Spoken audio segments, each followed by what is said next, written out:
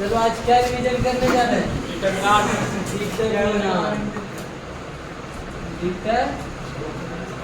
अरे भाई लिखा भी तो याद करते रहा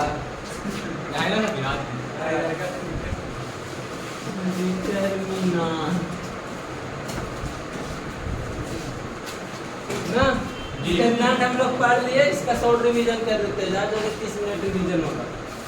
एक में क्या है कि मान लिया जाए कि कोई 4 गो एलिमेंट है A B C D, only 4 elements, then the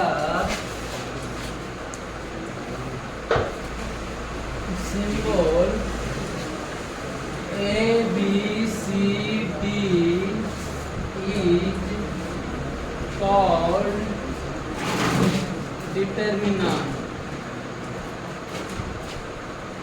And determinant of 2 order. 2 order.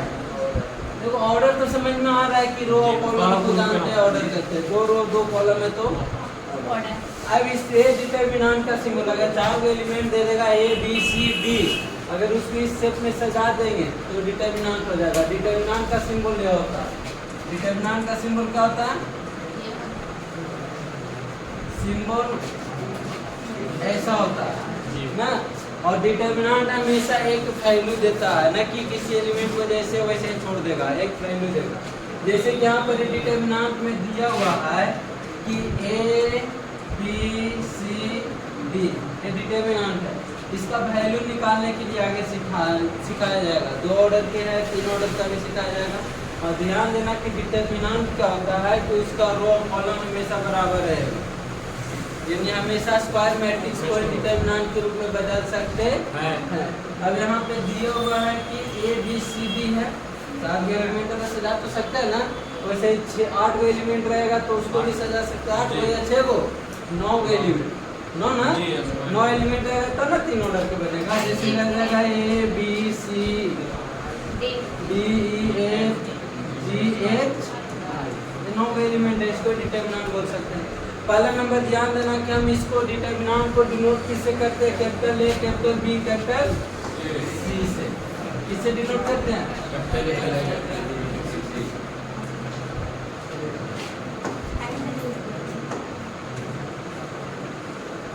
इसका डिनोट क्या किससे करते हैं? तो कैपिटल ए, कैपिटल बी और कैपिटल सी। अब इसका एलिमेंट्स को डिनोट करते हैं छोटा ए, छोटा बी, छोटा सी से ना। यानी वो कोई भी एबीसीडी के छोटा अक्षर मिल गया तो उसको एलिमेंट्स बोल सकते हैं डिटरमिनेंट में, बड़ा मिल गया तो पूरा डिटरमिनेंट होगा। अब ये डिनोट हो गया। अब निकालना है कि 2 ऑर्डर का डिटरमिनेंट का वैल्यू कैसे निकाला जाता है। ये डिटरमिनेंट है 2 ऑर्डर है। अब इसको डिटरमिनेंट निकालने के लिए कुछ नहीं करना, तिरछा तिरछी गुना करना। तिरछा तिरछी क्या करना? गुना करना है। जैसे कि देखो ये दोनों को गुना करेंगे तो ए गुना बी, और बीच में क्या देना? माइनस ना। और फिर ये दोनों को गुना करेंगे तो बी गुना ए ना होगा, ये हो गया इसका वैल्यू। जैसे हमें नहीं पता चल रहा तो एग्जाम्पल देते हैं। मान लीजिए कोई दे देगा 3 4 5 7, क्या इसका वैल्यू निकालिए, इसका वैल्यू निकालिए। तो क्या करेंगे? तीसरा तिरछी गुना कर देंगे। 7 गुना 3, 3 गुना 7 और माइनस में 4 गुना 5। बताओ सर किया, माइनस में बच्चों के इस बराबर में क्या इसका वैल्यू डिटरमिनेंट। यानी 2 ऑर्डर की जितना भी डिटरमिनेंट निकालना रहेगा, तिरछा तिरछी गुना कर दो, उसका वैल्यू निकाल कर रख दो ना। और अब जैसे ही आगे करना है 3 ऑर्डर के ना निकालेंगे आप जी। नहीं यार, अब हमें वैल्यू निकालना है 3 ऑर्डर के। कितना ऑर्डर के? 3 ऑर्डर के, 3 ऑर्डर।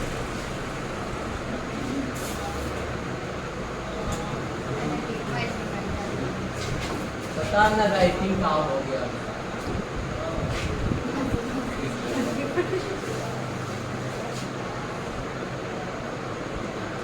3 ऑर्डर के वैल्यू निकालना है। और 3 ऑर्डर के वैल्यू निकालने के लिए कुछ नहीं करना, डायरेक्ट एग्जांपल देते हैं ना। इसको मैं ABCD खाली लिख के सजाए ना, जैसे 9 का एलिमेंट रहेगा तो 3 ऑर्डर के डिटरमिनेंट बन जाएगा।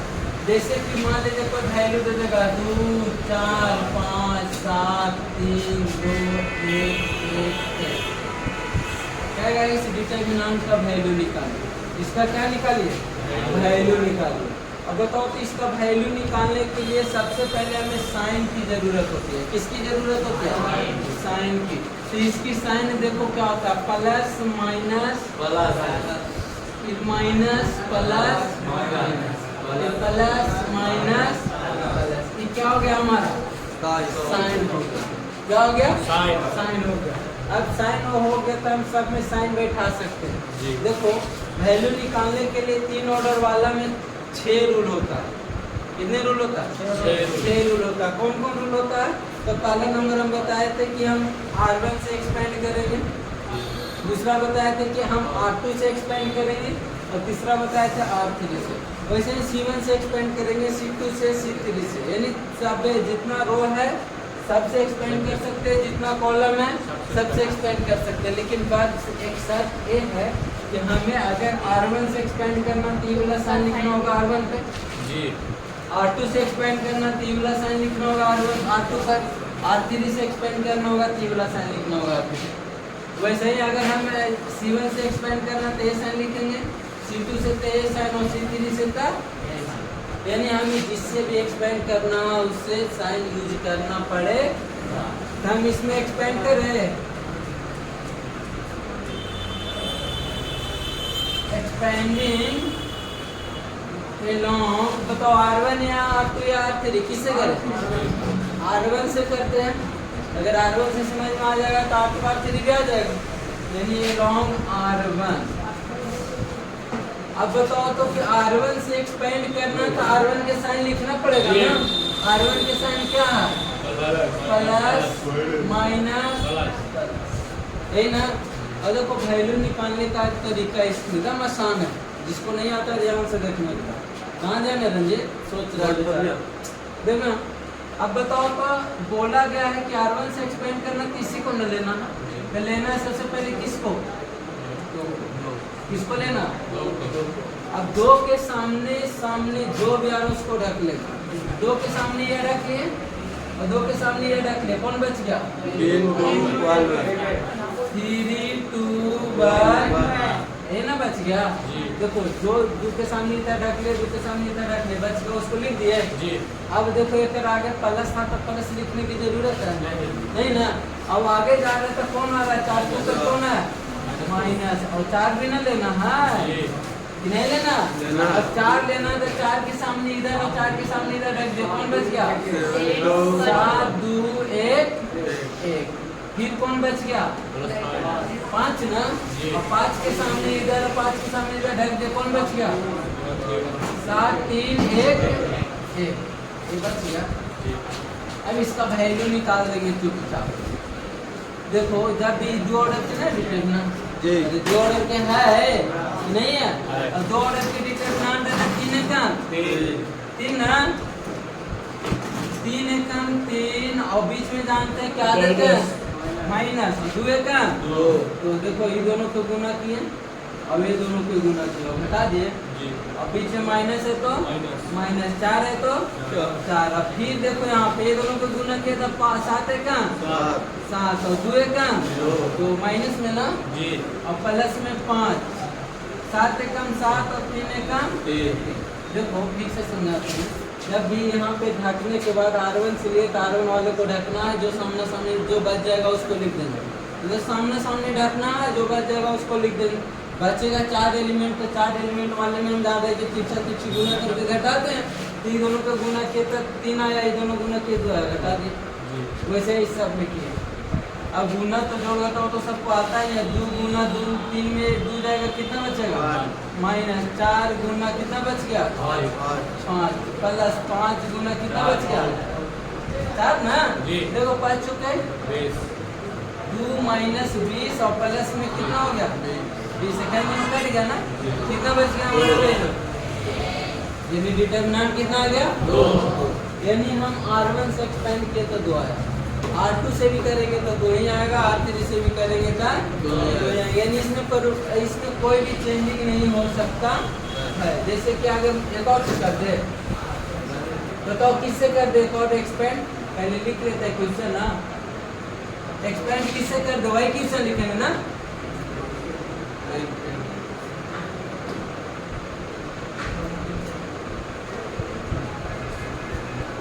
क्या लिखे सेकंड मेथड में पहले क्वेश्चन लिख देते हैं क्या, 2 4 5 7 3 2 1 1 1। अब इसको ऊपर ले जाते हैं, C1 से एक्सपेंड करते हैं कि C3 से कर देते हैं एक्सपेंड। अरे एक्सपेंड C3 से कर रहे। अब यहाँ पे लिखते हैं एक्सपेंडिंग अलोंग, क्या लिख रहा है यार,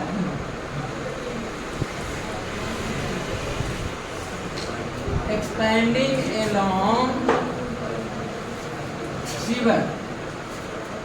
चुप रहो, एक्सपेंडिंग along क्या C1। अब बताओ तो C1 से एक्सपेंड करना, C1 से या C3 से, ये बोलो ना जरा, अरे तुम बता लो, जब बोलने के टाइम देते तो बोलो। यानी C3 से करते हैं, और C3 का साइन क्या होता है, plus minus plus minus plus minus plus minus plus. C3 का साइन यही ना, C3 कॉलम नंबर 3 का साइन यही ना, इसको लिख दो साइन में, प्लस माइनस, गुना नहीं है प्लस है। अब यहाँ पे एक्सपेंडिंग कर दिया तो लिखते हैं, जैसे R1 से एक्सपेंड किया था तो R1 वाले एलिमेंट के लिख रहे थे, अब C1 से एक्सपेंड करेंगे तो C1 वाले एलिमेंट को लिखेंगे पहले। तो पहले कौन आया 5 प्लस में ना है। अब 5 को अब सब सामने ढक दो, 5 के सामने ही या 5 के सामने ढक दे, कौन बच गया 7 3 1। बीच में देखो तो 2 ना है, और 2 के माथा पे कौन है माइनस, तो 2 के सामने आमने सामने ढक दिए, कौन बच गया 2 4 1। फिर कौन आया 1 के सामने कौन है, अरे आमने सामने 1 के ढक देंगे, कौन बचेगा 4 7 है ना। अब देखो वैल्यू इससे भी सेम ही आएगा, 5 7 है काम 3 है काम 3 माइनस में 2 2 है का 2 4 है का 4 प्लस में 1 3 गुना 7 अब देखो तो 5 गुना कितना बच गया 4 माइनस में 2 गुना माइनस में 2 प्लस में 1 गुना माइनस में तो नहीं समझ में आया। देखो ये तो घटा दिया तो 4 बचा, 4 में 2 गया तो माइनस 2 ना, तो माइनस 2 अब इधर पहले से माइनस 2 था, यहाँ भी प्लस था आगे 1 और 28 में 26 6 घटाएं तो कितना बच गया -5। अब देखो यहाँ से आ गया बेचारा 20 और माइनस माइनस प्लस में 2 ना, 20 कैसे लिखा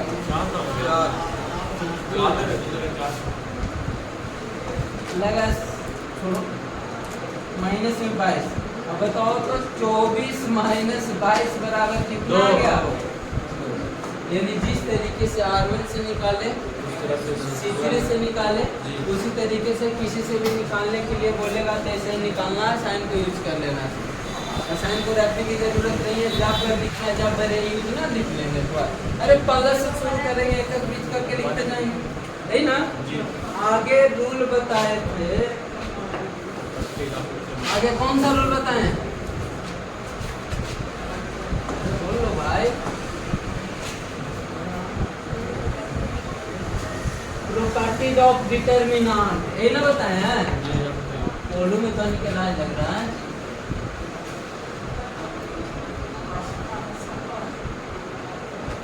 प्रॉपर्टीज ऑफ डिटरमिनेंट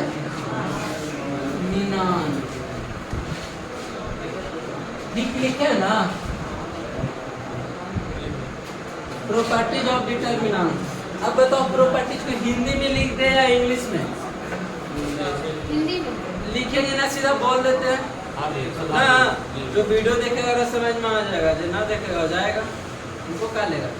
का और जो पढ़ेगा उसी को ना बुझाएगा। इतना दिन में हम इतना तक आने में कम से कम 4 क्लास लिए होंगे रिटर्न में, 4 में तो 2 क्लास जरूर लिए होंगे इतना तक आने में ना जी भैया। अब तो कितना मिनट हुआ होगा ज़्यादा 10 मिनट 13 मिनट।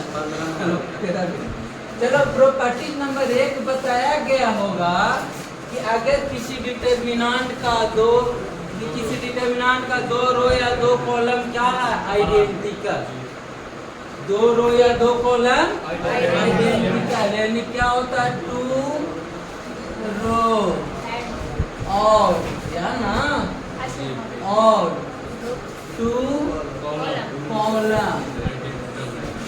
अगर 2 रो तो दुगुना है, कॉलम अगर आइडेंटिकल आ जाए, आइडेंटिकल को सीधा बोले तो क्या आ जाए सेम आ जाए, तो उसका वैल्यू क्या होगा 0। अगर किसी भी डिटरमिनेंट का 2 रो या 2 कॉलम अगर बराबर आ जाए तो उसका वैल्यू क्या हो जाएगा 0 हो जाएगा। जैसे एग्जांपल देते हैं कि अगर कोई आदमी बोल देता है कि 3 5 7 9 6 6 2 1 1 ना, मेरा में तो वैल्यू बराबर नहीं ना आ रहा, बराबर कर देते हैं नो प्रॉब्लम। यहाँ भी दे देगा 9 6 6, कहेगा कि बताइए इसका वैल्यू क्या होगा।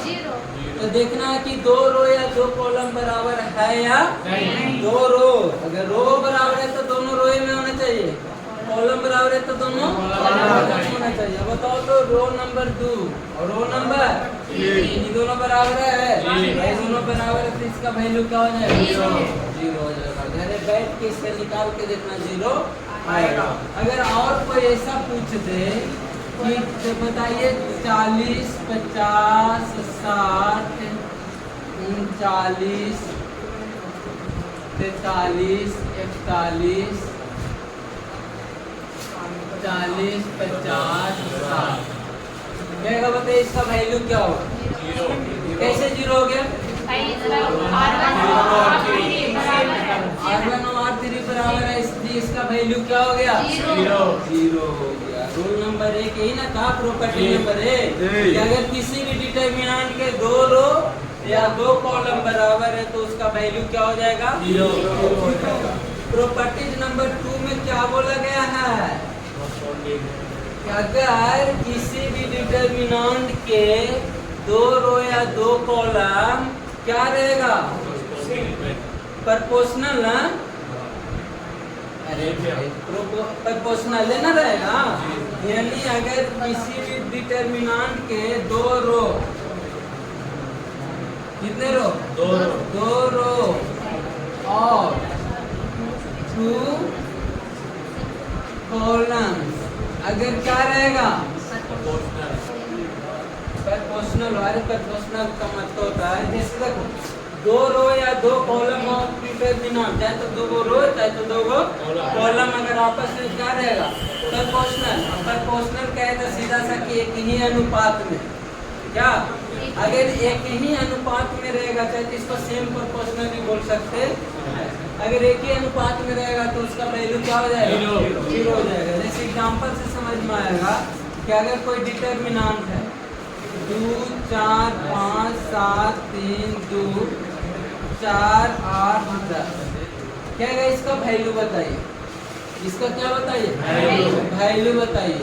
तो इसका वैल्यू निकालने की जरूरत नहीं है, यहाँ पे देख रहे हैं 13 से कितना गुना 13 से कितना गुना 2 गुना, 13 से कितना गुना यानी 2 गुना है, यानी एक राशि एक ही अनुपात में है। अगर हम इसको लिखेंगे 2/4 4/8 और 5/10, सबको काट रहे हैं तो क्या आ रहा है बराबर में 1/2, एकदम 1/2 सभी का वैल्यू आ रहा है इसलिए इसका वैल्यू क्या हो जाएगा 0 हो जाएगा। देखो डिटरमिनेंट का एक और रूल होता है कि हम लोग देखो मैट्रिक्स में पढ़े कि हम गुना करेंगे तो सब रो या सब कॉलम और भागा देंगे तो सब रो या सब कॉलम, लेकिन डिटरमिनेंट में वैसा नहीं होता।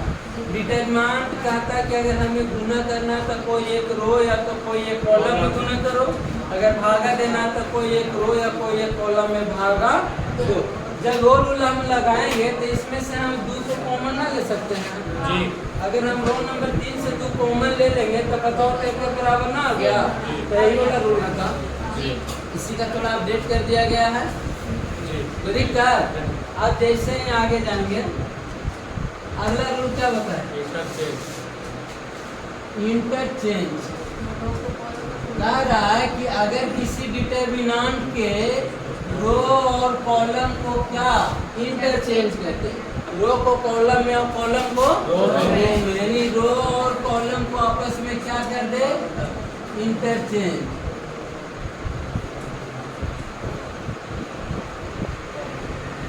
रो और कॉलम को आपस में क्या कर दे इंटरचेंज कर दे तो उसका वैल्यू में दे वैल्यू रिमेन सेम ना तो उसका वैल्यू क्या होगा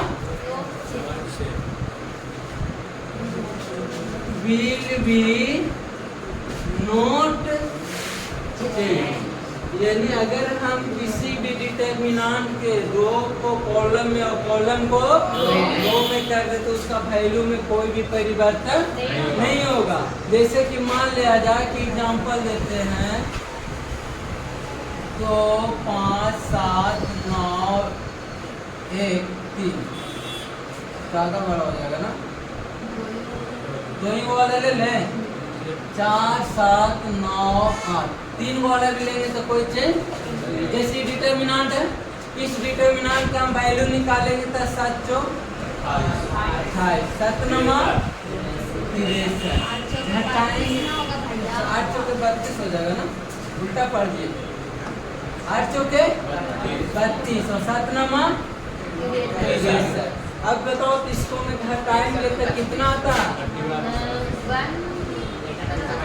माइनस में 31 अब बताओ तो इसको चेंज करते हैं इसको क्या करते हैं चेंज करते हैं चेंज करने का मतलब ये है कि रो को कॉलम में और कॉलम को देखो रो में था ना 4 7 इसको कॉलम में कर देते हैं 4 7 हो गया कॉलम में अब बताओ ये रो में न था कॉलम में करते हैं 9 हो गया यानी अगर रो को कॉलम में और कॉलम को रो में करेगा ना तो चेंज कर देंगे सिर्फ पहला रो के पहला कॉलम बता देंगे और दूसरा रो के दूसरा कॉलम बताओ ये दोनों गुना करेंगे तो 8 चौके 32 9 7 63 तो हटाएंगे तो कितना आया जो वैल्यू इसका है वो वैल्यू इसका आया हैं नहीं है अब यहाँ पे यही पता कर लेना था कि अगर किसी भी डिटर्मिनेंट के 2 रो या 2 कॉलम को आपस में इंटरचेंज कर देंगे 2 रो नहीं रो को कॉलम में और कॉलम को रो में अगर आपस में इंटरचेंज कर देंगे तो उसका वैल्यू में कोई भी परिवर्तन नहीं होगा एक और रूल ये बताया गया होगा कि 2 रो और 2 कॉलम देखो अगर यहाँ गलती से एंड लिख देते ना तो रो को कॉलम में हो जाता लेकिन यहाँ हो रहा 2 रो और 2 कॉलम चाहे तो आप 2 रो को आपस में चेंज कर दीजिए चाहे तो 2 कॉलम्स को 2 रो और 2 कॉलम्स को इंटरचेंज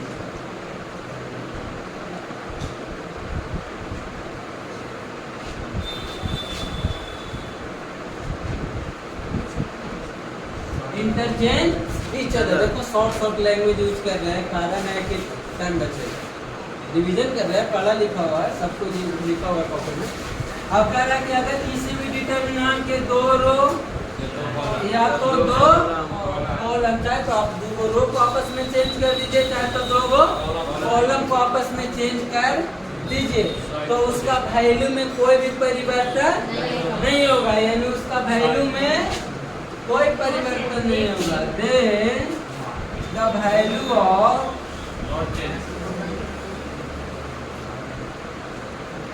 डिटर्मिनेंट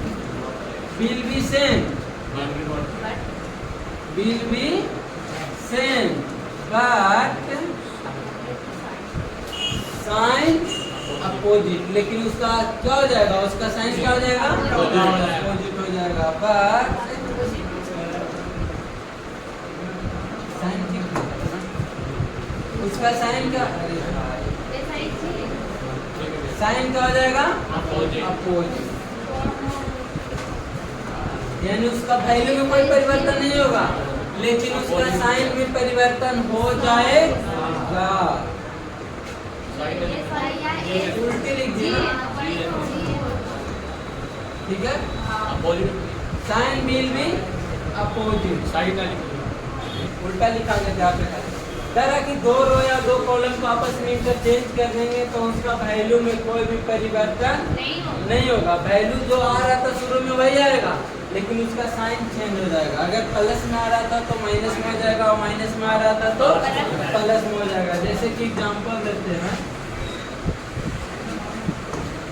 एग्जांपल में देखो, अगर कोई किसी का वैल्यू दे देगा 7, 6, 2, 9, 9 बहुत बड़ा हो जाता है ना,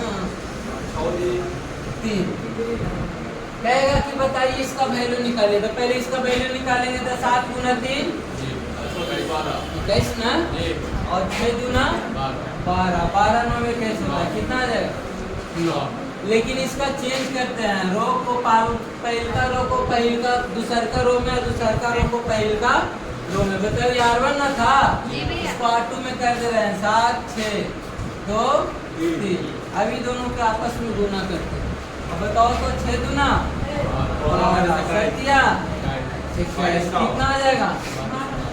देखो वैल्यू चेंज है, यहाँ भी 9 आ रहा था और यहाँ भी 9 आ रहा है, लेकिन यहाँ प्लस में आ रहा था और यहाँ पे माइनस में आ रहा है।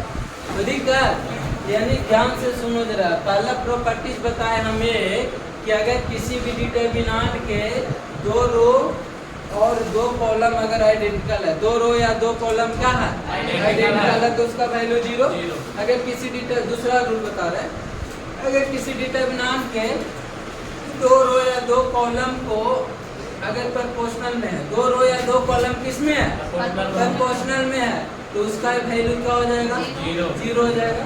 और तीसरा रूल ये बताएं कि अगर किसी भी डिटरमिनेंट के रो को कॉलम में और कॉलम को रो में अगर कर देंगे तो उसका वैल्यू में कोई परिवर्तन नहीं होगा। उसका न तो वैल्यू चेंज होगा न तो साइन चेंज होगा। लेकिन जैसे ही आए कि रो को रो में चेंज कर देंगे, कॉलम को कॉलम में चेंज कर देंगे तो उसका वैल्यू में परिवर्तन हो जाएगा। ये वैल्यू में परिवर्तन नहीं होगा, लेकिन साइन में परिवर्तन हो जाएगा। उल्टा बोल दिए ना, यानी उसका साइन में परिवर्तन होगा, वैल्यू में कोई भी परिवर्तन नहीं होगा। जैसे कि एक बार और इसको चेंज करते हैं, देखो किस पे चेंज करते हैं, कॉलम में। ये C1 था ना, इसको C2 ना, C2 है तो C2 को C1 में कर देंगे और C1 को C2 में। अब देखो तो चेंज के सत्या 6 गुना 12, कितना आ गया 9 आया। देखो यहाँ पे सिंपल था तो -9 आ रहा था, लेकिन हम एक बार और चेंज कर देते हैं +9। एकदम मतलब क्या है कि अगर हम एक रो को एक बार चेंज कर दिए तो साइन चेंज हो गया, फिर से रो को चेंज कर देंगे तो साइन वही आ जाएगा जो पहले वाला साइन था। देखो वही साइन ना आ गया, अरे आया। यानी 2 बार चेंज कर देंगे तो अपना पहला रूप पकड़ ले। या तो रो में चेंज करो चाहे तो कॉलम में चेंज करो, कोई भी दिक्कत नहीं है। प्रॉपर्टी नंबर 5 क्या, प्रॉपर्टी नंबर अगला बोलो, 5 पता ना 5 है कि 10 है। अगला प्रॉपर्टी है कि अगर डायगोनल मैट्रिक्स का डिटरमिनेंट निकाल देंगे, अगर किसी भी डायगोनल मैट्रिक्स का डिटरमिनेंट निकालेंगे तो कुछ नहीं करेंगे, उसको प्रिंसिपल डायगोनल एलिमेंट को क्या कर देंगे, गुना कर देंगे। जैसे अगर किसी भी डायगोनल मैट्रिक्स के ना, डायगोनल मैट्रिक्स का अगर डिटरमिनेंट निकालना, क्या निकालना है, डिटरमिनेंट। तो हमें कुछ नहीं करना है, क्या प्रोडक्ट ऑफ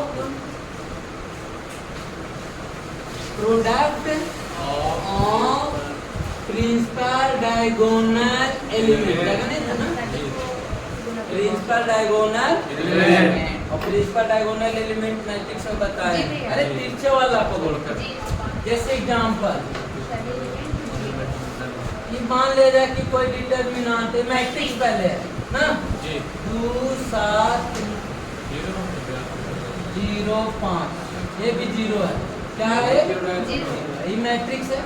देखो सब 2 ऑर्डर के देने की तुरंत निकल जाए, 3 ऑर्डर के देंगे तो थोड़ा लंबा टाइम चलेगा। अब इसको ये मैट्रिक्स में है, इसको कहेगा कि इसका डिटर्मिनेंट निकालिए, तो जैसे बोलेगा डिटर्मिनेंट निकालने के लिए तो साइन चेंज हो जाएगा, साइन चेंज होगा।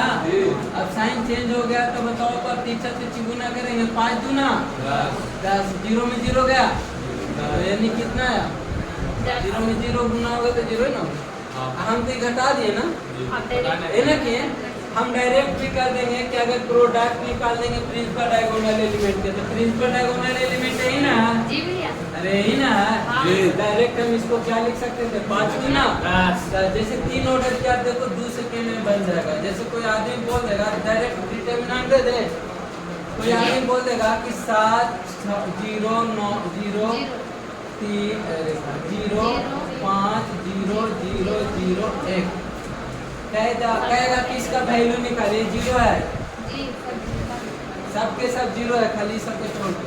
कोई कहेगा कि इसका वैल्यू निकालिए, क्या निकालिए, वैल्यू निकालिए, तो इसका वैल्यू निकालिए तो कुछ नहीं करना, तीसरा वाला तो गुना कर लो, 7 गुना 5 गुना 1 बराबर में तो दिखता। ऐसा ही एक और रूल होता है अपर ट्रायंगुलर मैट्रिक्स, ऊपर में खाली 0,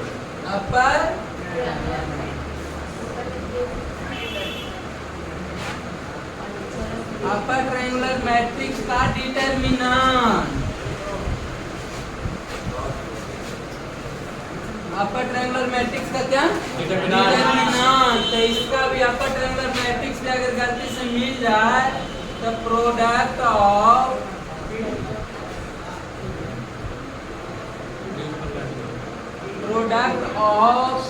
principal diagonal element, upper triangular matrix से मिल जाए तो उसमें भी क्या करेंगे,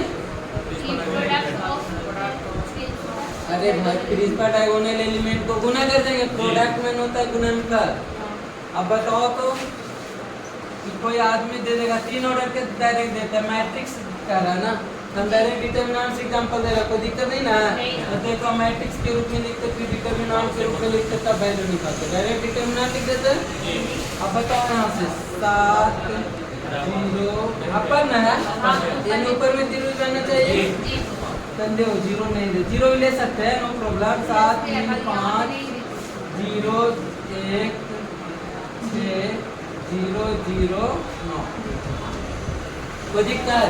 देखो ये अपर ट्रायंगुलर मैट्रिक्स है, सुनो जरा, अपर ट्रायंगुलर मैट्रिक्स किसको कहते हैं, अपर ट्रायंगुलर मैट्रिक्स उसको कहते हैं जिसको मैं ऊपर में त्रिभुजांता, या तो फिर दूसरा भाषा में याद रखे तो प्रिंसिपल डायगोनल एलिमेंट के नीचे वाला सब क्या होना चाहिए, 0, तब उसे क्या बोलेंगे, अपर ट्रायंगुलर मैट्रिक्स। 2 मेथड बता सकते। अब इसमें देखो तो अपर ट्रायंगुलर मैट्रिक्स नेम दिख रहा है ना, लेकिन लग रहा है कि नहीं डिटर्मिनेंट है, इसका वैल्यू निकाले तो नो प्रॉब्लम, 16 गुना कर दो, 7 गुना 1 गुना 9 7 9 30, समझ में आया कि नहीं आया।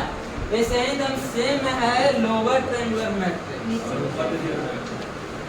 एकदम सेम क्या है, लोअर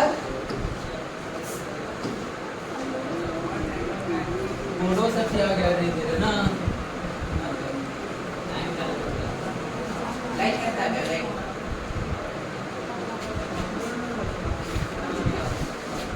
अगर लोअर ट्रायंगुलर मैट्रिक्स का डिटर्मिनेंट बोल दे, क्या बोल दे, डिटर्मिनेंट निकालने के लिए बोल दे तो सेम मेथड क्या करेंगे, product of principal diagonal element, P for principal, D for diagonal, E for element. अब बताओ तो कि लोअर ट्रायंगुलर मैट्रिक्स से एक एग्जांपल तो लिख ही सकते हैं, लिखे हैं? अब लिखेंगे तो क्या हो जाएगा कि देखो 3 0 0 6 5 0 9 10 11 नहीं देते हैं, 4 देते हैं ना, 11 बहुत बड़ा हो जाता है, 4 देते। अब बताओ तो कि पहला नंबर तो मैट्रिक्स नहीं है, हम मैट्रिक्स का सिंबल देंगे तो ना मैट्रिक्स होगा, लेकिन हम जान रहे हैं कि मैट्रिक्स के सिंबल दे के एक बार डिटर्मिनेंट के सिंबल दे, एक बार डायरेक्ट में डिटर्मिनेंट के सिंबल दे दिए। अब पता चल रहा है कि देखो ये त्रिभुज नीचे बन रहा है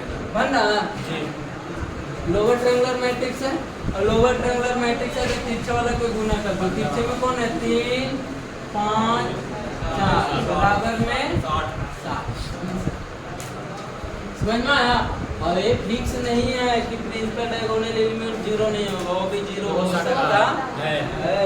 अगर बीच में 0 आ गया गलती से तो सबके वैल्यू 0 तो दिक्कत। ध्यान देना, अपर triangular matrix, lower triangular matrix और डायगोनल मैट्रिक्स इस सब के डिटर्मिनेंट निकालना रहेगा तो क्या कर देंगे, तिरछे वाले सबको क्या कर देंगे, गुना कर देंगे। इन्ने वाला तिरछे, इन्ने वाला तिरछे, सिर्फ इन्ने वाला। अगला प्रॉपर्टीज क्या बताया, चलो समय बताते हैं। लो ऐसे रहता है a plus B C D, यही वाला ना, e plus F G H L plus M O P, ये कोई डिटर्मिनेंट है ना।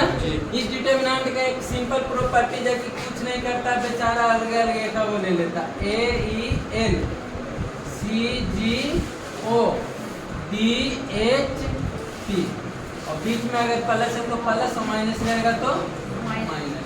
अब बताओ तो B A M C G O D H P, तेरा में कोई बात है इसका यूज बहुत कम होता है, एक दो मैच इस पे बनता है ना। अब एक देखो इसको प्रूफ निकालना है तो एग्जाम्पल ले लेना आराम से, अलग अलग एलिमेंट लिख लेना और अलग अलग करके कर अलग डिटर्मिनेंट देकर अलग डिटर्मिनेंट निकालना, आंसर आ जाएगा। तो दिक्कत बस ध्यान देना कि अलग लेके वो मैट्रिक्स चला गया, ये वाला और ये वाला अलग लेके वो मैट्रिक्स चला गया ना। अब आ गया मल्टीप्लिकेशन, मल्टीप्लिकेशन है ना। कह रहा है कि अगर किसी डिटर्मिनेंट में हम k से गुना करते हैं, k से गुना करते हैं तो उस डिटर्मिनेंट के वैल्यू कितना गुना हो जाएगा, k गुना हो जाएगा। यानी हम किसी भी डिटर्मिनेंट को हम k से गुना करते हैं। डायरेक्ट एग्जांपल दे रहे हैं, प्रॉपर्टी बोल दिया कि अगर किसी डिटर्मिनेंट के में हम k से गुना करते हैं, k की जगह कुछ भी हो सकता है, 2 4 6 8 10 12 कुछ भी हो सकता है। अगर हम उसमें k से गुना करेंगे तो उसका वैल्यू भी k गुना हो जाएगा। जैसे एग्जांपल में कि मान लीजिए कोई डिटर्मिनेंट दे दिया 2 7 6 9, ये दे दिया। अब इसका वैल्यू निकालना, क्या निकालना, वैल्यू।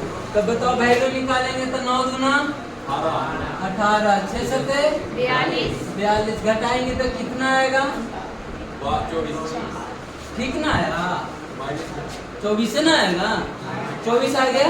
लेकिन कहेगा कि इस डिटर्मिनेंट में हम k से गुना करते हैं, कितना से गुना करते हैं, माइनस में। कह रहा है कि अगर हम इस डिटर्मिनेंट में k से गुना करते हैं, किससे गुना करते हैं, k से। तो बताओ तो k से गुना करेंगे तो ये बच गया 2 7 6 9। अब बोला गया था, अगर नहीं सुना था तो फिर से सुन लो कि अगर हम किसी डिटर्मिनेंट में k से गुना करेंगे तो उसका वैल्यू तो k गुना होगा, कोई डाउट नहीं। लेकिन गुना किस में होगा, तो गुना चाहे तो एक रो या तो कोई एक, चाहे तो कोई भी एगो रो में कर लो, चाहे तो कोई भी एगो कॉलम में कर लो, कोई प्रॉब्लम नहीं है। अभी लोहा लेते हुए सूत्र का दिक्कत है, लोहा नहीं लिया। चलो देखो, अब ये दोनों को गुना करेंगे कि पहले इसको अंदर ले जाए, और अंदर ले जाएंगे तो भाई साहब केकरो में चाहे तो इसमें गुना कर दो, चाहे तो इसमें, चाहे तो इसमें, चाहे तो कोई रो, चाहे तो कोई एक कॉलम में। चलो 8 2 में गुना कर दे। अब बताओ तो 2 7 ठीक रह गया, 6 के 9 हो गया। गुना किए कि एगो में किए ना। अब इसका वैल्यू निकालते हैं, 2 गुना 9 के माइनस 7 गुना 6 के। अब बताओ 9 गुना 18 के हुआ, माइनस में 6 7 42 के हुआ ना, वो 42 के। अब इसको घटा देंगे तो कितना आएगा, माइनस में 24। तो क्या था, पहले वैल्यू आ रहा था माइनस 24, हम के से गुना किया तो -24 क्या आया, जी। यानी अगर वैल्यू से भी उतना गुना ना हो गया है। हम के से गुना किए तो उसका वैल्यू भी के गुना हो गया, नहीं होगा? के नहीं समझ में आ रहा है, चलो दूसरा एग्जांपल लेते हैं। एक एग्जांपल लेते हैं 8 2 9 4, ठीक है? ये डिटर्मिनेंट है, इसका वैल्यू निकालते हैं सीधा सा। 8 चौके 32, कितना हो गया 32, बीच में क्या होता है माइनस, 9 दूना 18, घटा देंगे तो कितना आएगा 14 ना। ये कोई कहेगा कि इस डिटर्मिनेंट में आप 2 से नहीं, चलो 2 से गुना कीजिए, कितने से गुना कीजिए 2 से, फिर डिटर्मिनेंट में 2 से गुना करेंगे। अब बताओ तो 2 गुना हो जाएगा 8 2 9 4। अब गुना करने के लिए तो हमें जान रहे कि कोई भी रो या तो कोई भी कॉलम में गुना कर सकते हैं। अब बताओ तो गुना करेंगे 13 में कर दे, 13 में 8 9 13 में कर देते हैं, इसमें गुना कर दे 2 गुना 4 गुना 8। जरा ध्यान देना मेरे भाई कि अगर गुना करेंगे तो कोई एक रो या तो कोई एक कॉलम में हम 8 में गुना किया, भागा भी देंगे तो कोई एक रो या कोई एक कॉलम। अब बताओ तो 8 64, 9 चौको 36, घटाएंगे तो कितना आएगा, बताओ 2 से गुना किए थे तो 14 गुना भी 28 होता है, तो यहाँ भी 2 से गुना ना होगा तो हुआ। यानी आप समझ में आ गया कि अगर किसी भी डिटर्मिनेंट में किसी से भी गुना करेंगे तो उसका वैल्यू उतना ही गुना हो जाएगा, और उससे कई गुना ज्यादा इम्पोर्टेंट ये है कि गुना किसमें करना, किसमें गुना करेगा, किसी एक रो या किसी एक कॉलम में। अब बताओ अगला रूल नंबर लास्ट, सुनो रूल नंबर लास्ट ये है कि हम किसी डिटर्मिनेंट को एकदम स्वतंत्र है डिटर्मिनेंट बनाने के लिए हम किसी में भी किसी को जोड़ सकते हैं, किसी में भी किसी को हटा सकते हैं, उसी को बोलते हैं अप्लाई करना। इस रूल के नाम का जो अप्लाई करना। अगर कोई डिटर्मिनेंट A B C दिया हुआ है, D E F दिया हुआ है, चलो चारों को लेते हैं ना जी, दो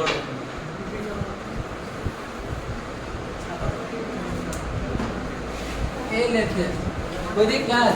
अगर इसमें कह देगा कि अप्लाई करना है तो सुन लो, जैसे हम लोग ट्रिगोनोमेट्री में क्या करते थे, जैसे मैंने इसे फॉर्मूला लगाओ, जैसे थोड़ा सुना आगे जाता तो उससे आगे दिखता था, वैसे ही इसमें है। अप्लाई करने के लिए हमें सोचना पड़ता है कि कैसे अप्लाई करें। तो नंबर 1 देखो, अप्लाई करने के लिए हम 5-6 तरीका बताते हैं। ये ध्यान में रह गया था, किसी भी क्वेश्चन को अप्लाई कर देगा, कहीं नहीं मिलेगा, ये भी बोलते हैं। पहला नंबर ये देखना कि जब भी अप्लाई करने का मुसीबत आए तो कुछ नहीं करना है, उसको किसी भी 2 रो या किसी भी 2 कॉलम को एक में लाने का कोशिश करना ना जी, एक में लाने का कोशिश करना है। 2 रो या 2 कॉलम नहीं हो रहा तो 1 भी चलेगा। अगर 1 रो या 1 कॉलम में एक आ गया ना पूरा तो कोई दिक्कत नहीं। यानी सबसे पहले कोई एक रो या तो कोई एक कॉलम में एक लाने का कोशिश करे, और अगर एक आ गया तो फिर हम सीधा उसको 2 को 0 लाने का कोशिश करें, लगातार 2 को 0 लाने का कोशिश करेंगे। और लगातार 2 को 0 आ गया तब 2 0 आ जाएगा तो उसमें कोई एक बच जाएगा एलिमेंट जी, ताकि 3 गुना रहता है एक रो में या तो एक कॉलम में, तो एक एलिमेंट बच जाएगा, सिर्फ उसको लेके एक्सपेंड कर लेंगे आंसर। बस यही तरीका अप्लाई करने का। सबसे पहले क्या करेंगे, एक लाने का किसी भी रो या कॉलम में 1 लाने का कोशिश करेंगे, कोई दिक्कत नहीं। दूसरा क्या है कि 1 आ गया तो लगातार 2 को 0 लाने का कोशिश करेंगे, चाहे तो जोड़ने पे 0 आ जाए, चाहे तो घटाने पे 0 आ जाए। अगर रो आ गया तो तीसरा में क्या करेंगे कि जो लास्ट वाला बच जाएगा उसको एक्सपेंड कर देंगे, कोई दिक्कत। ये अप्लाई करने वाला ये है कि अगर मान ले जाए हम R1 में अप्लाई कर रहे हैं तो मान या R1 + R2 कर सकते हैं। जैसे कि देखो हम R1 में अप्लाई किए, ये R1 है ना, तो R1 में अप्लाई किए तो सिर्फ R1 में चेंज होगा, R2 में अप्लाई किए तो सिर्फ R2 में चेंज होगा, R3 में अप्लाई किए तो सिर्फ R3 में चेंज होगा। अब तो R1 में अप्लाई किए तो ही ना चेंज होगा, यानी R2 वाला को सेम टू सेम लिख देना है।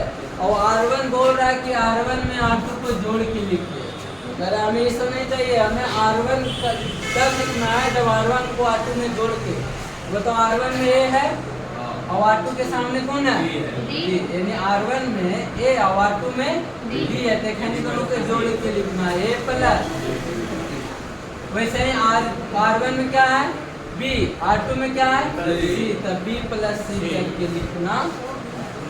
ठीक है, ऐसे ही हमें जितना आगे जा सकते उतना अप्लाई कर सकते, कोई प्रॉब्लम है नहीं ना।